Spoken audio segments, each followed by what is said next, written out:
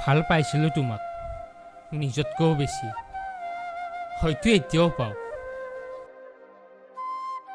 কিন্তু এতিয়া আৰু তোমাক কোনোদিন নিবিচাৰোঁ। কাৰণ মই যিজনী ছোৱালীক ভাল পাইছিলোঁ তেওঁ কেতিয়াবাই হেৰাই গ'ল মোৰ জীৱনৰ পৰা।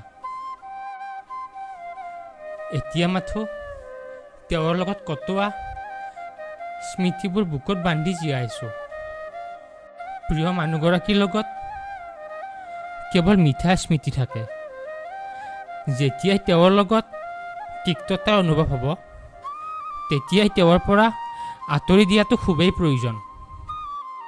কাৰণ প্ৰিয়জনৰ পৰা পোৱা অৱহেলাতকৈ ডাঙৰ আন একো কষ্টই হ'ব নোৱাৰে।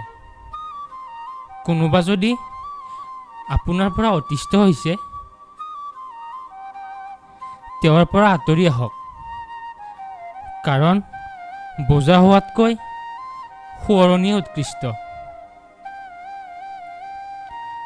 ভাল পাইছিলোঁ তোমাক নিজতকৈও বেছি, হয়তো এতিয়াও পাওঁ।